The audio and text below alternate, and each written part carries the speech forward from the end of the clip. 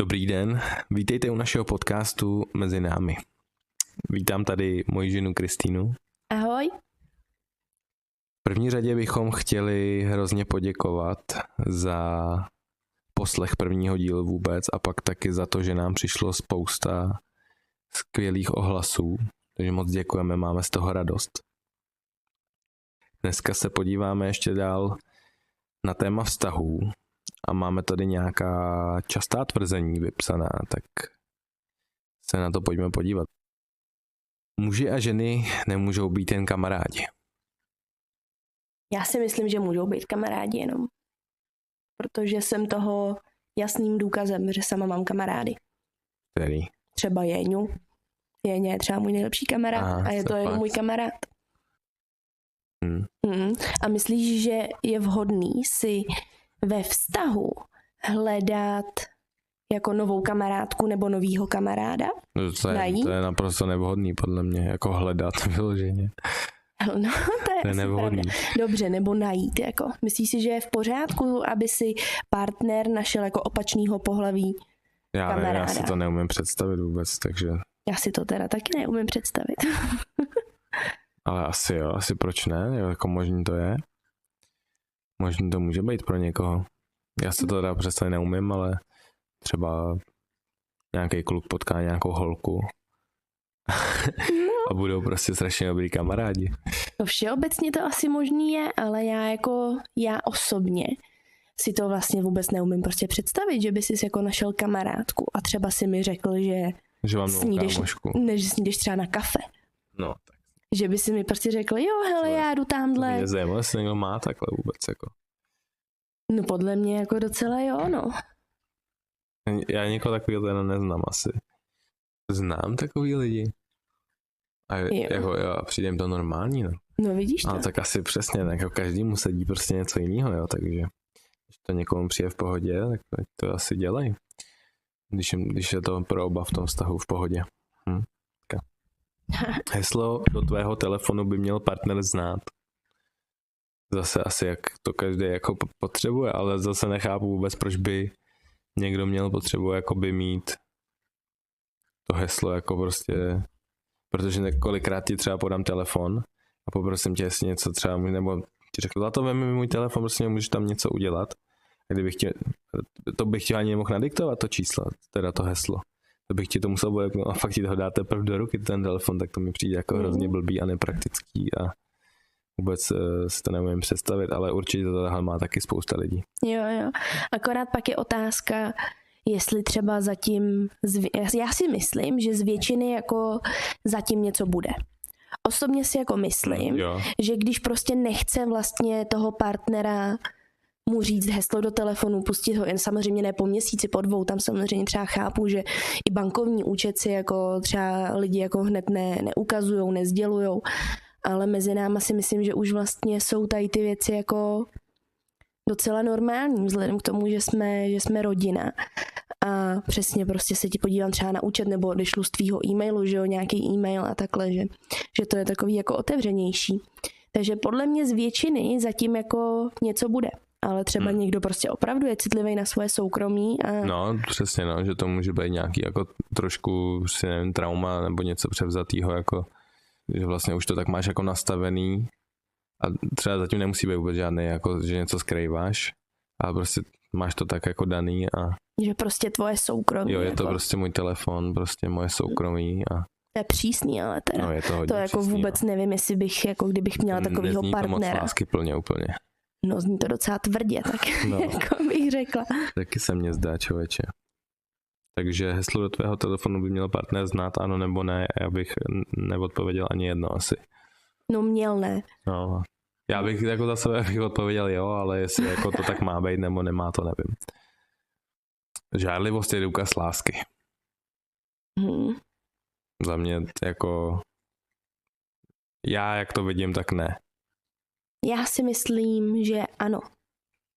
Rozumím. Ne úplně 100%, tam za mě záleží jako pak v jaký míře ta žárlivost je, ale vlastně jako v momentě třeba, když si představím, že jako jsme jako spolu v klubu třeba a tancujeme a bude o mě mít zájem jako jiný kluk, tak si jako prostě představuju, že to s tebou jako taky trošku hne a ukážeš jako tohle jako moje žena, jako tady kámo, jako no, tady a to ani si myslíš, náhodou. že v tom musí být žárlivost, jo. To totiž vůbec není o žárlivosti. To je prostě jako, hele, vypadněte, moje holka. A to nemá se žárlivosti nic společného. Tak já si myslím, že to je žárlivost. Není. Jak to? Proč by to měla být žárlivost?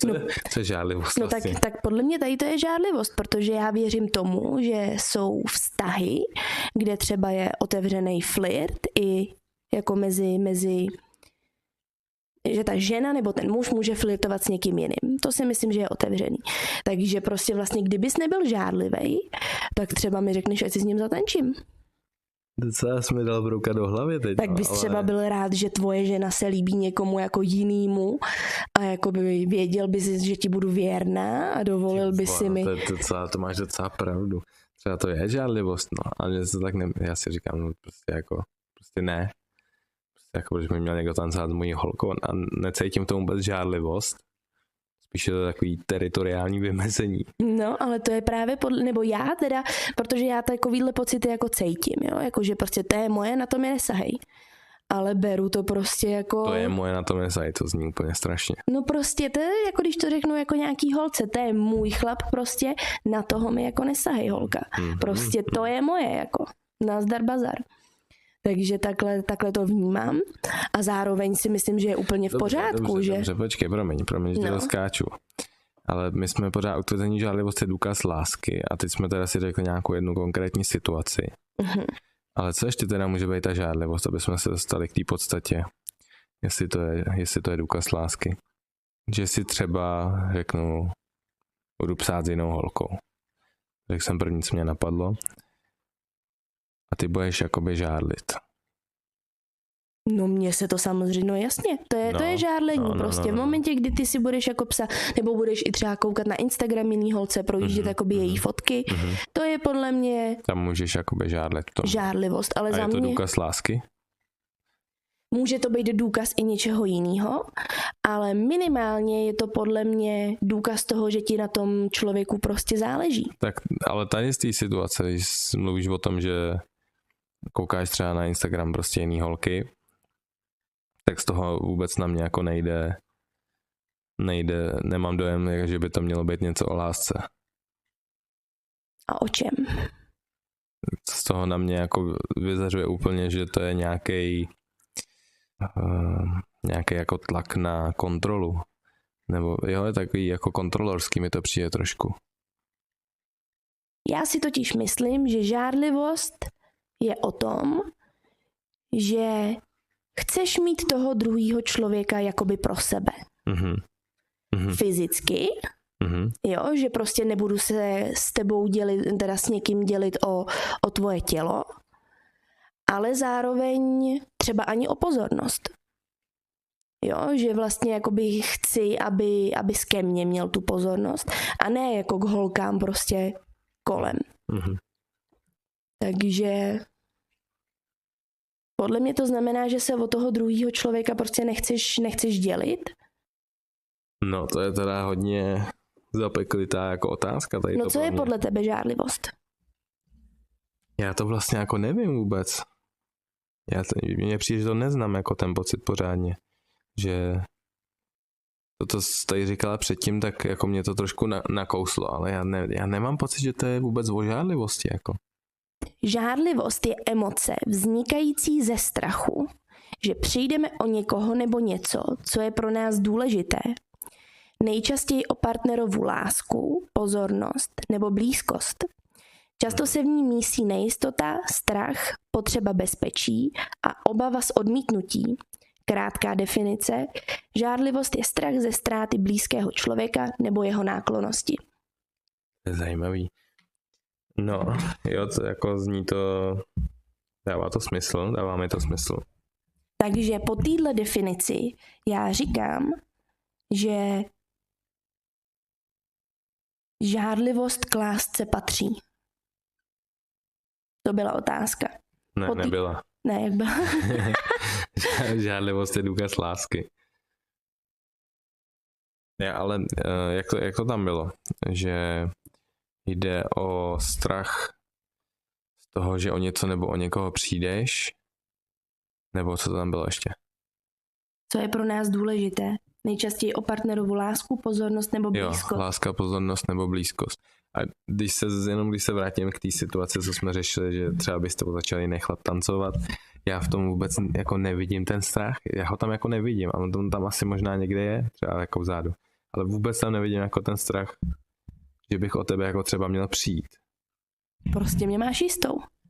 No to ne, jako rozumíš, odpálkoval bych ho toho chlapa, nebo asi záleží taky na kontextu, jo, ale prostě vůbec tam nevidím ten strach zatím prostě. Já ho u sebe teda vidím a přijde mi, že jsem svoji žárlivost teďka jako trošku pochopila, protože přesně tady píšou, že je to emoce vznikající ze strachu, že přijdeme o někoho blízkého a nebo o jeho pozornost, prostě, že vlastně o tebe jakoby přijdu. A zase jsme u toho, že mě opustil táta, když jsem jakoby byla malá, takže je podle mě přirozený, že mám strach z opuštění. Mhm. Takže asi proto k mojí lásce zatím žárlivost prostě patří. Ale už nejsi tak žárlivá podle mě. Ne. Jako jsi byla dřív. Myslím, že zvládáš super. Nebo zvládáš. Myslím, že jsi to měla zvládat, ale já se v tom cítím líp rozhodně, než jsem se cítil. Žárlivost je důkaz lásky. Pro tebe ano? Mojí momentálně Tvojí. ano. Ano. Tak já bych dal taky ano klidně, protože prostě dostat se do fáze, kdy nežálíš a kdy prožíváš nějakou bezpodmínečnou lásku, asi není úplně pro každýho. Asi to chvíli trvá se tam dostat. Takže bych řekl taky, že ano. Žárlivost je důkaz lásky. Děti mají být vždy na prvním místě. Za mě určitě ne. Za mě je to taky určitě ne. Ale myslím si, že občas máme i sami sklon k tomu, jako že je dáváme na to první místo. Ono záleží, co je na prvním místě. Jako to, že uděláš první večeři vlastně těm dětem než sobě, to může být jedno první místo. Pak je to třeba jako v tom budování toho vztahu s těma dětma, jestli je pro tebe přednější ten partner, nebo ty sám pro sebe, anebo vlastně ty děti. A tam si myslím, že ne vždycky máme děti na prvním místě. Určitě ne vždycky. Jo. Řekla bych, že u nás se to třeba tak střídá, ale nemyslím si teda, že děti by měly být na prvním místě. Určitě ne vždycky a pořád mělo by se to střídat. Někdy maminka, někdy tatínek. Ne vždycky, jako to prostě platí podle mě furt. Vždycky ty děti jsou spíš jako šťastný podle toho, jak jsme šťastný my, nebo spokojený. Když vidějí spokojený rodiče, tak oni jsou podle mě spokojení. Víceméně má to nějaký jako výkyvy samozřejmě, ale prostě stejně jako, když to máme jako teda párově, jakože pár jsme OK, tak ty děti jsou OK a stejně tak jako prostě já jako člověk musím být dobře vyladěnej, dobrý náladě, prostě mít radost ze života a pak prostě to dítě může být většinu času spokojený, ale přicházejí samozřejmě podle mě nějaký takový klasický dětský. No tak co znamená, že jo, spokojený. Já si pod spokojeným dítětem nepředstavím dítě, který se pořád směje a je veselý a poslouchá na slovo a dělá vlastně všechno, co ty si jako představuješ. Spokojený dítě za mě je zlobí, brečí, vzteká se a prostě může být spokojený. Co řekla hezky, to je pravda, že vlastně jako i ten pláč prostě může patřit k té spokojenosti. Jenom je to o tom, jak vlastně to dítě může prožít. Emoce. To je hezký. OK, takže děti na prvním místě ne. Když se dostaneš do situace, jakože to je nějaký emergency. Naléhavý. Ano, tak si umím představit, že jako rodič necháš všeho, co děláš, prostě všechno, nic není důležitějšího zrovna než to dítě, ale v kontextu jako nějakého dlouhodobého nastavení, to, co jsme říkali předtím, podle mě platí, že ne. Pokud se prostě neděje nic akutního, že musíš jako něco hned řešit, tak to je samozřejmě pak to dítě na prvním místě pro rodiče vždycky, ne? Super. Prostě se to střídá za mě. Někdy má být na prvním místě máma, někdy táta. Prostě podle mě se to jako střídá. OK. Ve vztahu je důležitější důvěra než láska. Podle mě nejdůležitější je láska. Pokud tam není láska, tak nemůžeš budovat ani tu důvěru, ne? Nebo můžeš? Myslím, že ne. No důvěru budovat můžeš i bez lásky, protože prostě můžou být partneři, kteří jsou třeba kámoši, věřej si. Partneři, kteří jsou kámoši a jako nemilujou se. Jo. A nemilujou se. Třeba spolu mají děti, ale doma je jim spolu jako dobře, že vlastně to není, že by se hádali a byla jako doma, dělali doma zlé, ale vlastně spolu v klidu můžou žít, můžou spolu vychovávat děti, ale třeba nemají lásku. OK, takže bys řekla, že je důležitější důvěra? Neřekla bych, že je důležitější důvěra, myslím si, že je důležitější láska. Jenom Dobře. říkám, že ta důvěra může být i v partnerství, kde láska není. Protože ty si říkal, že když nemáš lásku, tak nemůžeš budovat důvěru. A já jsem říkala, že můžeš budovat důvěru, ale podle mě je ve vztahu důležitější láska. OK. Lidé odcházejí ze vztahu dlouho před samotným koncem a to jsem vůbec právě nepochopil, takže mi k tomu prosím řekni, co to znamená a co to myslíš teda. No, já si myslím, že z většiny je to pravda. A ta otázka znamená to, že vlastně ten člověk z toho vztahu prvně odejde vlastně emočně. Aha. Jo, že ty z toho jakoby dřív, než to ukončíš a odstěhuješ se, než to vlastně sdělíš tomu partnerovi, tak z toho podle mě to je i čas, prostě. Už tam nejseš, přesně tak. A podle mě je to právě postupný a je to, že tam není ta blízkost a furt se vlastně jako oddaluješ, až vlastně z toho vztahu jako odejdeš. Takže já si myslím, že jo. Určitě může to být zase i impulzivní, když přijde nevěra nebo tak určitě, ale podle mě jako z dlouhodobého vztahu většinou prostě ten člověk odchází prvně emočně. Jo, teď už to chápu a no, tak mi to přijde jasný. Některé rány zůstávají ve vztahu navždy. To je hezký. A to si myslím, že 100% jo. Nebo ne některé, ale spíš všechny. Si myslím, že zůstávají navždy. Myslíš, že všechny? Jo, úplně všechny. Dobrý přirovnání k jizvám na těle. Jizva ti taky nezmizí. Ale můžeš si ji nechat odstranit. Dá se s tím něco dělat. Tak ale, kámo. No dobře, ale... Filozofická otázka. To není filozofický, to je pěkně debilní. Nemůžeš nechat odstranit rány ze vztahu, to prostě neodstraníš. A co s nima uděláš? No přijmeš je. Přijmeš je? Stejně jako tu jizvu prostě na tom těle třeba, že furt tam ta jizva je. A ty třeba, dobře, tak dejme nějakou situaci, že se ti stane nějaký úraz, budeš mít nějakou jizvu, která prostě na blbým místě, bude to pro tebe nepříjemný třeba s tím jako být na veřejnosti, prostě ti nepříjemný, že takhle vypadá, že se ti to stalo. Je to prostě přesně o tom přijetí, podle mě, přijmout tu jizvu a vlastně jako den ode dne se ti může žít o trošku líp s tím. Až jednou prostě třeba dojdeš do fáze, kdy si řekneš, jo, to je prostě, to se mi stalo a je to jako moje součást a jsem s tím OK. A to stejně je to s těma ránama v tom vztahu.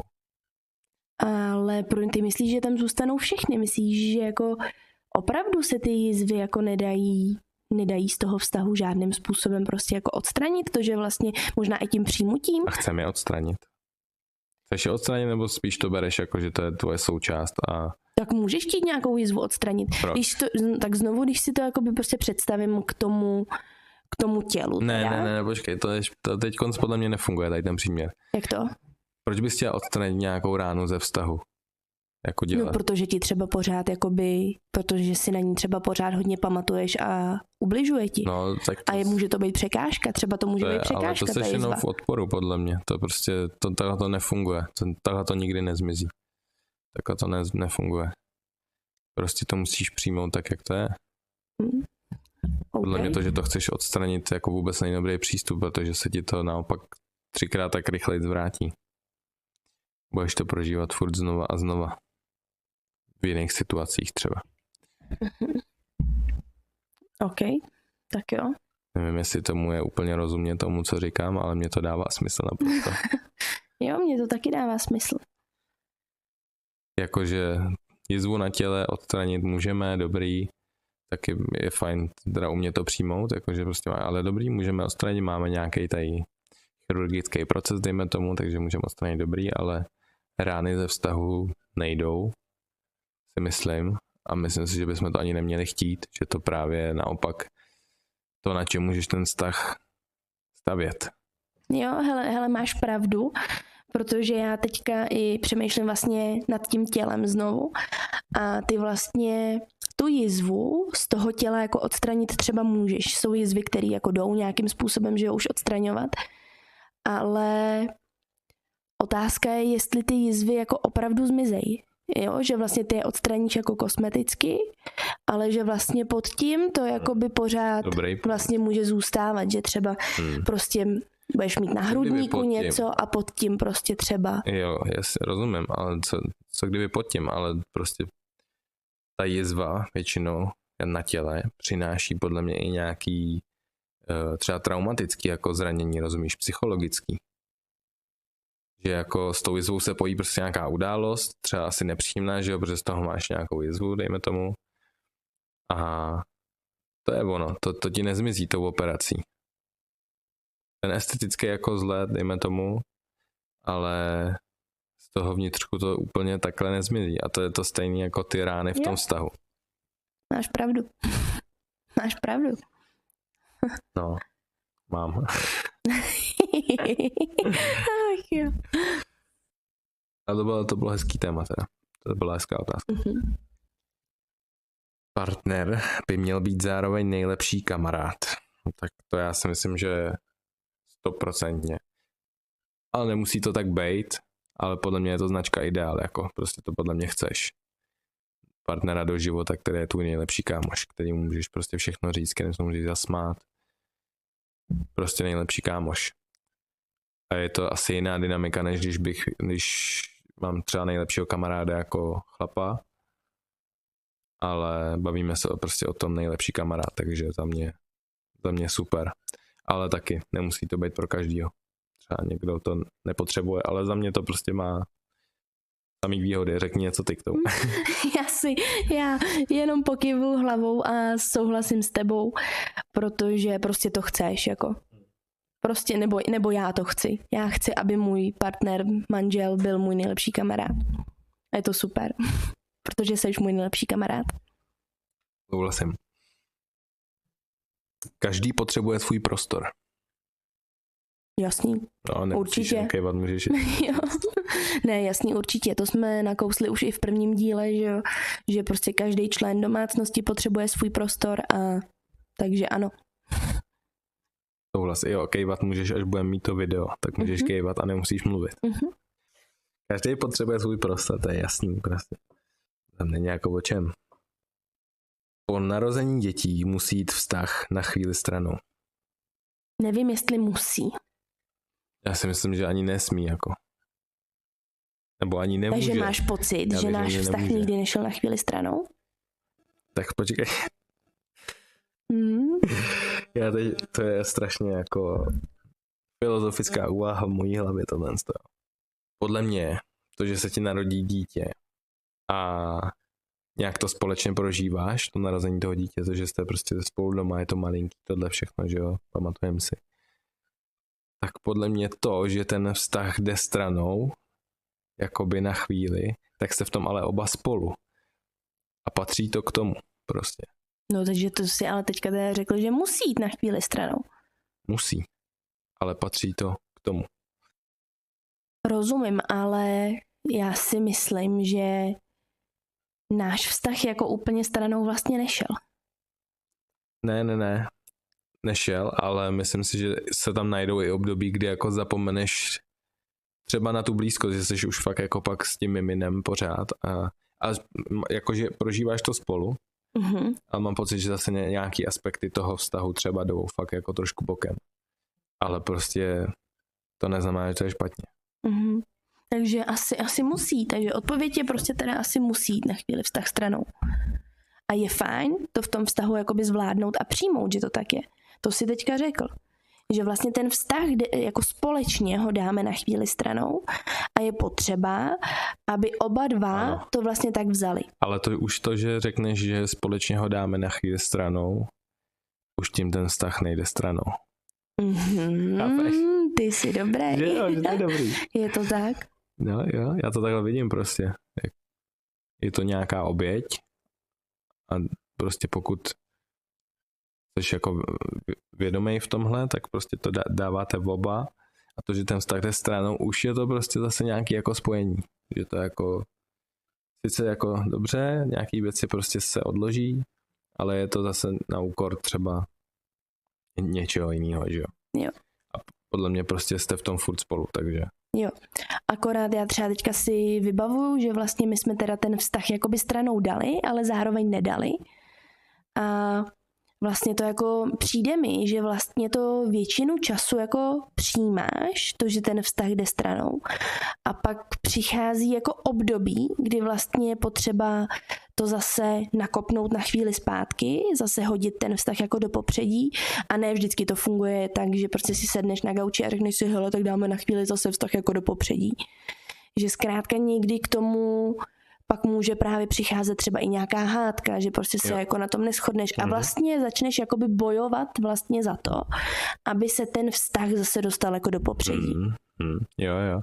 Součást procesu prostě. Jo, ne se s tím smířit, že prostě na pořád a do 18 vlastně to brát tak, že jsme dali na chvíli vztah stranou, ale prostě pak přicházejí. Musíš se to pak zase i vybojovat prostě zpátky. Jo. A může to být třeba nepříjemný. A když to vybojuješ, tak zase podle mě pak jsi na chvíli vyživenej, nebo ten vztah je na chvíli vyživenej a zase třeba to může jako trošku jako klesnout. A pak zase přijde nějaký bod, kdy je potřeba to nakopnout. Jo, super. Peníze by měly být společné. Za mě jo. Za mě peníze prostě ve vztahu jsou společný, jako. Že to spolu máš společný život, společný to, ale jako tam už ta operativa toho, jako že nevím, kdo je spravuje ty peníze, kam se to posílá, to si myslím, že je zase jako o nějaký domluvě, ale zároveň podle mě každý by měl mít nějaký svůj příjem a svůj jako cash balance. Jo, nebo jak to říká. Já totiž za tím, že vlastně peníze jsou společní, nevidím to, že jako máme jeden účet a jako z toho se všechno jako platí. Já společně to jako společný to beru tak, že když ty třeba nebudeš mít zrovna, tak já můžu, nebo já mám u sebe, prostě jsme na nákupu, jednou platím já, protože prostě můžu, pak platíš ty, takhle to vlastně jako beru společný, že nepočítáš vlastně kdokoliv jako co zaplatil, prostě někdo platí zrovna jako. Někdo platí. Já teda jako chlap tam mám pořád to, že si myslím, že bys jich měl mít víc. Že bych jich měl mít víc, to je jedna věc, ale že jako se prostě vždycky cítím líp, když platím já. Ačkoliv jako zároveň mi to umí být úplně jedno, tak prostě to tam jakoby je, no. A já se taky cítím líp, když prostě jsme na večeři a ty jakoby zaplatíš prostě tu večeři. Je to takže... tak jako, je to tak úplně v pořádku. A je v pořádku to mít klidně i naopak, jako když to někomu sedí, ale já si myslím, že my oba to asi bychom chtěli spíš takhle. Ano. Protože my říkáme, že v pořádku je všechno, že jo?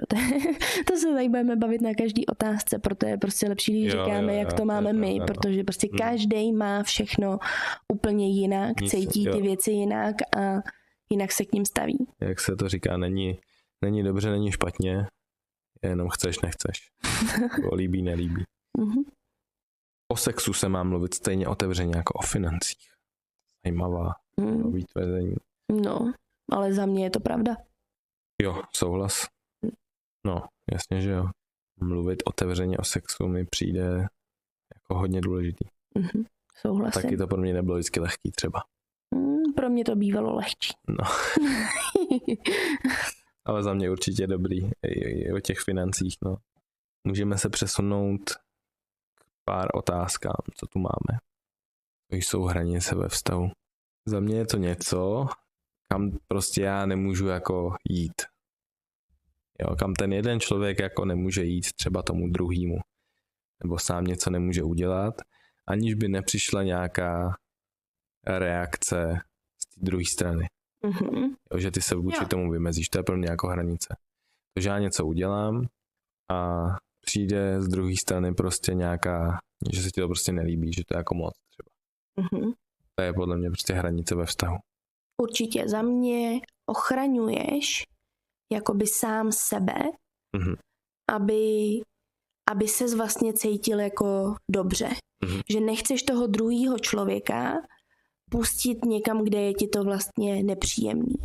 Zároveň je za mě fajn ty hranice jakoby posouvat, ale zase záleží do jakého směru, že jo? Protože hranice v tom, když se k tobě jako nechová někdo hezky, tak tam to jakoby prostě posouvat, protože tady jakoby tu hranici jakoby musíš vlastně úplně absolutně jako jasně nastavit. A pak jsou situace, kdy je za mě fajn ty hranice posouvat, proto aby vlastně se to jako mohlo prolínat a balancovat. Že vlastně v tom vztahu, když ty vlastně všude budeš mít jako nějakou hranici, tak si vytvoříš jako takovou barikádu a ten druhý člověk už pak k tobě vlastně jako nemůže. Takže za mě vlastně není důležitý, aby v tom vztahu bylo jako hodně hranic. Aby ten vztah vlastně potřeboval jako hodně hranic, protože ten druhý člověk vlastně, když překračuje tvoje hranice, tak do tebe jako zasahuje. A když ti pak někdo bude často překračovat ty hranice, tak se v tom za mě nemůžeš cítit úplně dobře v tom vztahu. Souhlasím. A mě tam vyskočila úplně ještě, že v tom hraje roli i nějaký přijetí z té druhé strany. Že v momentě, kdy ty mi překračuješ hranice, je to něco, co mě vadí, ale třeba můžu vidět, že je to jako zase nějaká součást tebe, že ty prostě třeba to takhle máš, tak je dobrý umět to takhle přijmout a třeba si tu hranici trošku jakoby povolit. Jako. Přesně tak. Rozumíš? Přesně jako tak. vycítit, jestli je to třeba pro tebe důležitá věc a je to něco těžký jako pro tebe měnit a vidět, jak moc je ta hranice pro mě jako překročená v tu chvíli a umět prostě to v nějaký rozumný míře i přijmout ty věci. Jo, za mě máš 100% pravdu a vidíš to, já si vlastně totiž myslím, že muset mít hranice není vlastně jako úplně pozitivní věc, že vlastně čím méně hranic máš, tím za mě jako vlastně jako lepší, jo, pro ten vztah. No to tak není, protože pak můžeš ztrácet sám sebe v tom úplně. Když jako nemáš žádný hranice, kde seš ty? Kdo seš ty? Kdo seš ty? No prostě to je právě ty jakoby prostě přijmeš, ty myslíš, že ty seš ty hranice? Co jsou hranice? To jsme si řekli před chvílí. No dobře, a co cítíš, když jakoby máš hranici teda? Když ji překročíš, myslíš, jako co cítím? Nějaký odpor? Nějakou nevůli, prostě něco nepříjemného. No protože já si vlastně myslím, že prostě ty hranice potřebuješ prostě odbourávat. To je to, co vlastně jako chci říct. Že častokrát máš v tom... hrozně násilně odbourávat hranice. No dobře, tak ne odbourávat, ale právě jakoby přijímat, aby ta hranice jako zmizela. Protože vlastně v momentě, kdy ty si stavíš hranici, tak nepřijímáš.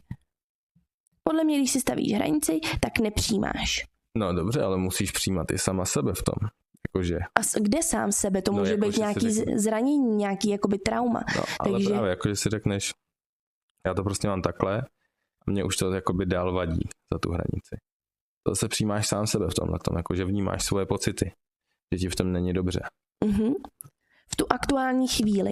Ale nemyslím si, že je vlastně nutný se zařadit do toho, hele, tohle jsem prostě já, takhle to mám, takhle to je a hotovo, tečka. To určitě ne, to jako samozřejmě to se pořád mění tyhle věci, takže to jako nějak zkoumat i vnitřně, no. Zkoumat, co zatím je, to je právě to, co říkám, že vlastně v momentě, kdy máš jako nějakou hranici, tak je to vlastně nějaký odpor, nějaký nepřijetí. Takže v momentě tam, kde jako si vlastně asi potřebuješ stavit hranici, tak je dobrý zkoumat, proč ji tam máš. Určitě. Protože pak můžeš vyhodnotit, jo, tuhle hranici tady mám opodstatněně, tady prostě jako bude, nikdo na mě nevstáhne ruku, nikdo na mě nebude, já nevím, třeba křičet, nebo tak. Ale je to vlastně o tom prostě přijímání. Jo, tak souhlas. To já si myslím, že jsme si hezky vysvětlili. Musí mít každý vztah nějaká pravidla? Za mě jo. Za mě taky. Za mě jo. Můžou to být i pravidla, skoro, že nemáme pravidla, dejme tomu, ale prostě ty pravidla v tom vztahu jsou, protože pravidla jsou za mě to, že ty dva lidi spolu jako mluvěj a hledají vlastně cestu k tomu spokojenému vztahu. Jo. Úplně se jako přirozeně ty pravidla nastavují tím, jak se ten vztah jako utváří. Úplně jako přirozeně prostě to jako vzniká. Že jako se nemusí ani nějak vyloženě nastavovat. Jo, že to napíšeš na papír a prostě tady ty pravidla my ve vztahu dodržujeme. No, tak taky se dá, ale myslím si, že to je taková přirozená věc docela vnímat jako každý sám sebe v tom vztahu a nějak to komunikovat průběžně. Jsou stejná pro obě strany? Myslím si, že nemusí být úplně stejná. To je asi blbost, ta otázka trošku mi přijde. Jako na obě strany. Některé věci asi jo, asi vlastně jo. Můžou být stejný a některé věci zase má každý jinak, takže. Potřebuje jinak. Jo, to mě jednou řekla Heda, když já jsem jí říkala, že v životě razím, že v životě mám takový pravidlo a že se vlastně trápím tím, když to jako nedodržuju. A je to nedělej druhým, co nechceš, aby oni dělali tobě. A ona se mě vlastně jako skoro zasmála, když jsem jí to řekla a říká mi, tak to vůbec není. Říká to vlastně každý vlastně má to v sobě jako nastavený jinak a potřebuje jako něco jiného, takže co jinému vadí, druhýmu nevadí. Takže vlastně je to jako úplná blbost. Jo. Kde začíná nevěra? Může začít kdekoliv. Jakkoliv. To je taková ze široká otázka. To není ze široká, jenom je to otázka, nad kterou se jakoby prostě musíš víc zamyslet. Protože nevěra podle mě pramení... Začíná z nespokojenosti ve vztahu. Teď jsem to chtěla říct, že jde vlastně z nějaký jako nespokojenosti v tom vztahu. Asi. Je to tak? Já si to taky myslím, no. Jo? Já si to taky myslím. Buď z nespokojenosti ve vztahu, anebo, ale to zase souvisí jedno s druhým, nespokojenosti sám se sebou. To může být klidně. Aha, to je hodně hezký, protože já jsem ti chtěla říct, že vlastně jsou jako vztahy, kde ten chlap je třeba doma i spokojený v posteli, spokojený prostě s tou ženskou, jak doma jako funguje, jak se stará jako o děti a přesto třeba může být jako nevěrnej. Jo, nebo i ženská, to platí samozřejmě na obě dvě strany, nejsou nevěrní jenom chlapy. Takže to jsem chtěla říct, ale možná, že to je právě ta nespokojenost sám se sebou? Nebo hledání sebe? No, jako mě tam napadá úplně i zase taková jako trošku stupidní věc, ale ta biologie prostě má něco do sebe. Že prostě chlapi jsou často nevěrní jenom z principu. Mám takový pocit. Z jakého principu? No, z toho principu, že to taky jako evolučně jako v podstatě normální. Že jako monogamní vztahy úplně jako dlouho na světě asi nefungují. Asi když prostě byl nějaký pračlověk, tak asi jako to možná... No dobře, a protože říkáš jenom nevím, chlapy. Jako, že chlapi jsou nevěrní z principu, to teda platí asi jako všeobecně. No ne, ta funkce té ženský je trošku jiná, mám pocit, než toho chlapa, že jo. Ženská tvoří jako ten domov, tu rodinu a chlap prostě šel lovit mamuta. Šel lovit mamuta, ale u toho neměl hledat ženský. To měl přinést prostě domů jídlo. Tyjova, já nevím, já si spíš myslím, že to je teda jako zavedený tak, že prostě chlapi se dřív nad ženskýma povyšovali. A oni mohli, že to vlastně nebylo tak, že ta ženská by nechtěla mít jinýho chlapa a byla oddaně věrná tomu svýmu jako manželovi, ale že vlastně jako nemohla. To že postavení bylo jiný. To u chlapů prostě to bylo povolený, to je normální, ty jsi ženská, ty mlčí a můžu mít někoho jinýho. Takže podle mě to není princip, že to jako je jenom vlastně věc chlapů, ale vlastně i věc ženských, protože to jsme u té polygamie a jestli vlastně je teda úplně jako přirozený, že si vybereš jednoho člověka a už nikdy nikoho dalšího jako nechceš. A to může být i láska, protože já vlastně i věřím tomu, že můžeš milovat třeba i dva lidi najednou. Protože co je to láska? Proč bys jakoby mohl cítit lásku jenom k jednomu člověku? Jo. Za mě jako super point tohleto, no. Něco na tom je. Proč bys nemohla milovat dva lidi najednou? A proč by ten druhý musel žádlit na to, že miluješ někoho jinýho? Ve své podstatě ano, ale já osobně třeba na to, přestože vlastně mi to takhle jako dává úplně smysl, tak já sama to tak na to jako nemůžeš. Zatím nejsem prostě připravená. Jasný, a to jsou zase nějaký věci zakořeněný v nás, nějaký přesvědčení, nějaký možná bolízky prostě z minulosti, který tě k tomu jako vůbec nepouštějí, protože máš pocit, že když ten člověk třeba bude milovat někoho jiného, že o něj přijdeš. Mm-hmm. Takže to je nějaká představa, která by existovala v uvozovkách v ideálním světě, kde je všechno možné. Úplně jsem si to říkala taky, že vlastně to je jako taková jako dokonalost té lásky, ta bezpodmínečná láska opravdu, že vlastně můžeš milovat jako každýho úplně, že jo, láska prostě cítí vlastně lásku jako ke všem lidem jako na světě a je vlastně úplně v pořádku, že ten druhý člověk miluje i někoho jiného. To bylo, kde začíná nevěra, dostali jsme se úplně jinam. Já jsem teď koukal právě, kde jsme. Kde začíná nevěra. Takže, aby jsme to uzavřeli, tak začíná nevěra v nespokojenosti. To nám z toho vyšlo, podle mě. Z nespokojenosti, ale nemůžu se zatím úplně stát, protože protože těch důvodů může být jako daleko víc. Někdo prostě to může dělat jako jenom pro zábavu, nebo ale to si ale řekl zase nespokojenost, jako, nebo i ta ale zábava. Ale tam je, jako jestli to někdo dělá jako pro zábavu, tak tím jako něco trošku si myslím jako zahání, ne? Možná jako kdybys nemohl mít zábavu v tom vztahu, jako proč potřebuješ hledat zábavu jinde. Asi můžeš, ale trošku si myslím, že to bude nějaká kamufláž něčeho většinou. Ale to je jako podobný vlastně, když říkáš, že si potřebuješ užít zábavu i mimo vlastně tu rodinu. To není. Jakoby jo. Není. Je to citlivější téma, protože se bavíš vlastně o nevěře, o sexu jako s někým jiným.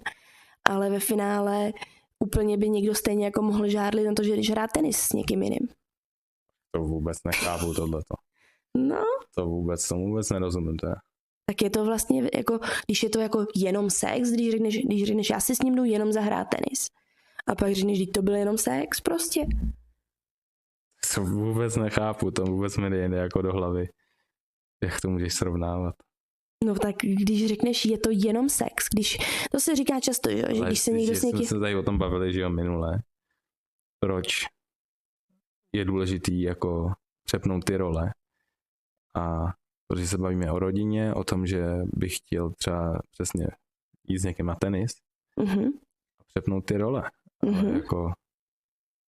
Ale to může právě ten člověk cítit. To není právě jenom o tom, že si jdu zahrát tenis, to je o tom, že vypnu, odreaguju se někde jinde a pak se s něčím jako nabitým vrátím domů.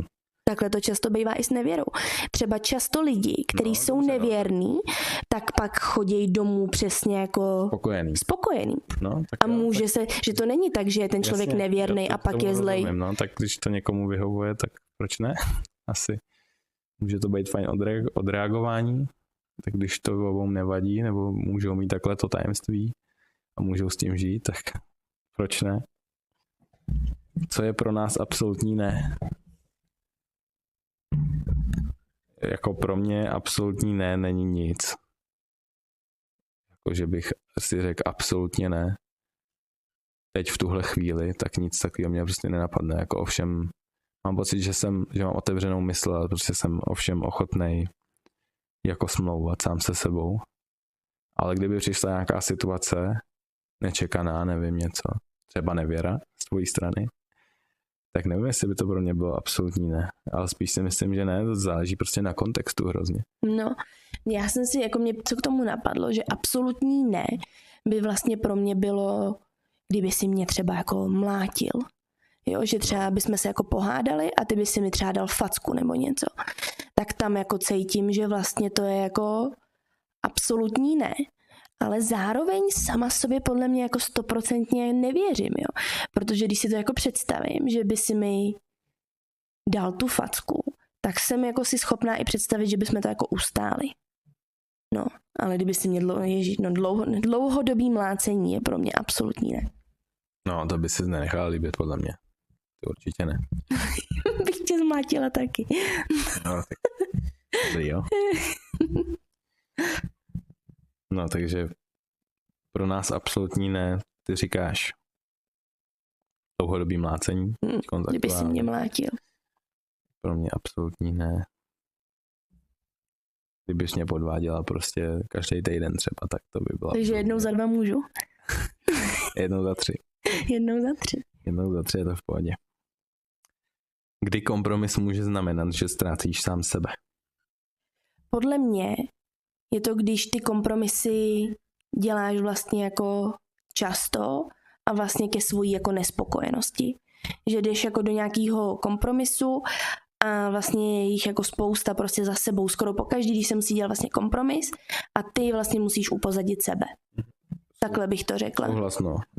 Musí člověk koukat podle mě na sebe vždycky v tom kompromisu. Jak mu v tom je, jako kolik mu to vezme a kolik to třeba dá té druhé straně. A jak moc je to prostě v rovnováze. Přesně, to je to slovo v rovnováze. Musí to být jako v rovnováze. Ano, pak to může fungovat. Vždycky kompromis je o tom, že něco ztratíš, nebo o něco přijdeš a něco jiného z toho získáš, nebo někdo jiný něco z toho jiného získá. A musíš prostě podle mě jenom koukat opravdu na to, jak to máš, no. Mm-hmm. Jak moc tě to jako zžírá. Mm-hmm. Jak moc opouštíš sebe. Mm-hmm. Jak moc vlastně. Jestli už je to moc a nebo je to v pořádku. Ale to myslím si hodně důležitá jako věc. Jako to umět zkoumat a pozorovat, nenalhávat se nic. Jakože tak udělám to pro toho druhého, aby to bylo jako, aby byl v pohodě. A pak vlastně za 5 kompromisů zjistíš, že ses úplně ztratil třeba v tom.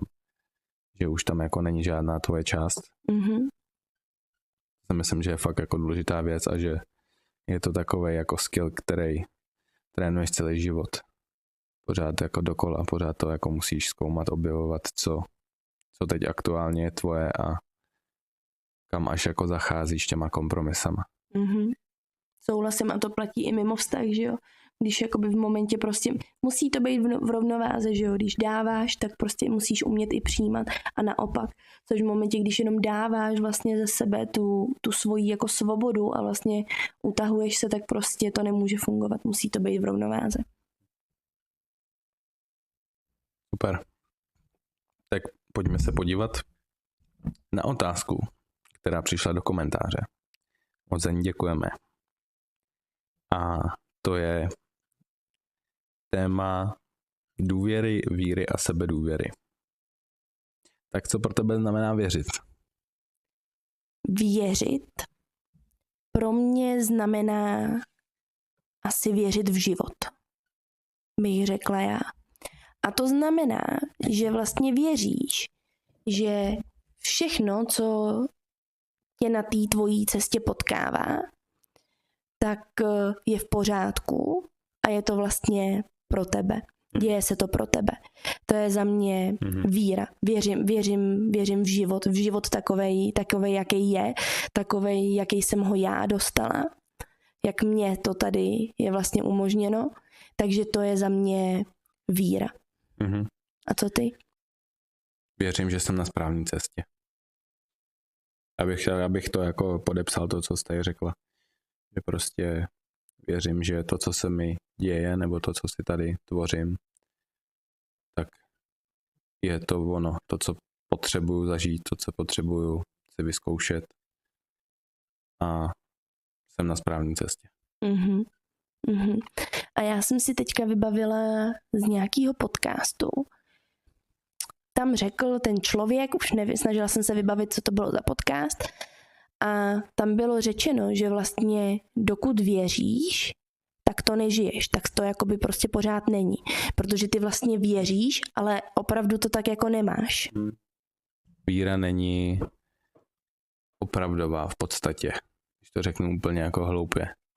Víra není opravdová. To, že něčemu věříš, tak je tam malinký jako zrnko pochybnosti v tom pořád. Mm-hmm. Rozumíš? Protože když něco víš, tak tomu nemusíš věřit. Ale když tomu věříš, tak si říkáš, jo, tomu věřím, ale je tam prostě třeba procento pochybnosti. Ano. A jdeš jakoby furt proti tomu 1%, ale když, hezký video na to jsem viděl už nějakou dobu zpátky. A otázka bylo to v angličtině, že jo, takže se to bude trošku hůř překládat možná, ale věříš ve svého otce a matku? Nebo věříš, že to jsou oni jako opravdu? A on říká, ne, já jako znám svého otce a matku. A on říká, no, to je právě ono, že tomu nemusíš věřit, ty víš, kde je tvoje máma a táta. Rozumíš? To jsem přesně chtěla říct, to je přesně to, co jsem říkala, takže rozumím. Shodnem. Ale musím říct, že já jsem asi ve fázi pořád toho věření, že... V tom životě jako? Jo, že někdy mám ty pochybnosti, že vlastně věřím tomu, že jsem na správné cestě. A občas si říkám, ty vogo, tohle jako nemůže být přece ta správná cesta, ale vždycky samozřejmě dojdu k tomu, že prostě to je tak, jak to vlastně má být. Ale ty pochybnosti tam někdy jsou. Je pro tebe těžší věřit sobě nebo důvěřovat druhému? Důvěřovat druhému. Je pro tebe těžší, než věřit sobě? Určitě, protože mně přijde, že si jako často věřím a to právě myslím, jako, že prostě vlastně něco zvládnu. Já to už jsem vlastně mám jako od malička, že jsem často chtěla věci zvládat sama, takže vlastně tím pádem sama sobě jako věřím, že se na sebe můžu opravdu spolehnout. Když to na druhýho člověka, tam to nemůžu ovlivnit, ten se prostě může rozhodnout sám, jestli vlastně udělá to, co já chci, takže určitě důvěřuji spíš sobě. To je dobrý a zajímavé je, že já teda určitě důvěřuji sám sobě, ale mám pocit, že často důvěřuji jako hodně tobě v některých věcech. Třeba na místech, kde bych jako měl víc věřit sám sobě. Já se tě, můžu být třeba jako fakt blbosti, jo. Třeba se tě zeptám, mám si vzít na sebe to nebo to. Třeba když si nejsem jistý. Tak se tě prostě zeptám, jakoby. Zeptáš, ale já ti můžu říct, že z většiny stejně uděláš to, co ty chceš. Někdy si necháš poradit, někdy si řekneš, to je dobrý, ale často si uděláš to, co chceš, protože... Já jsem řekl takový jako příklad, který mě napadl první, ale tady těch věcí, teď si asi fakt nic nevybavím, ale často můžu jako tu zodpovědnost mi přijde hodit takhle na tebe a nechat to na tebe tě jako rozhodnout, že vlastně, takže někdy můžu důvěřovat víc tobě, než svýmu vlastnímu jako rozhodnutí. Zajímavý. Tak otázka teďka, to je za mě je to v pohodě, za mě je to úplně v pořádku, ale pak je otázka to, jestli tam seš ještě pořád ty. Abys vlastně nenechával rozhodovat pořád jenom mě, ale aby si nestratil sám sebe. To je celý. Jo. A když se řekne důvěra, tak to je co podle tebe? Důvěra si spíš představím jako vztahová důvěra. Jo, ne víra v život, ale vztahová důvěra, jestli vlastně někomu můžeš něco říct a zůstane to třeba u něj v bezpečí. Důvěra, jestli můžeš vlastně tomu člověku něco říct a on tě přijme. Jo, že vlastně mu to můžeš jakoby říct a on tě za to jako neodsoudí nebo... Nebudeš odmítnutá. Nebudeš odmítnutý. Takže to je za mě důvěra. A co sebedůvěru? To jsme tady zmiňovali v té předchozí otázce, mám pocit. To je zase to, že prostě věříš sám sobě v té situaci daný, že víš, že i když si projdeš prostě něčím těžkým, tak víš, že to zvládneš. To je sebedůvěra. Máme tady poslední otázku. Kdybys měla dát jednu jedinou radu člověku, který chce mít šťastný vztah, jaká by to byla? Mně hnedka napadlo, že ta nejdůležitější rada, nevím, jestli nejdůležitější, ale tu, kterou bych dal já, je, že musíme být pravdiví sami k sobě. Musíme být my šťastní vždycky v tom vztahu jako ten jedinec, ten jeden člověk. Musíme si to vždycky udělat podle sebe, tak aby jsme byli šťastní my a ne aby jsme dělali šťastným toho druhýho a pak na to může navázat ten druhý. Takže prostě být pravdiví sami k sobě. To je moc hezký. No to si řekl úplně prostě jako krásně, jsi to úplně vystihl, že vlastně nemám úplně slov, bych řekla. Nic si tě nenapadne. Nepřijde mi, že jsi to řekl prostě krásně. Já jsem chtěla říct trošku něco míň takhle hlubokýho. A to by vlastně bylo, vyberte si k sobě super člověka, se kterým vám je prostě dobře.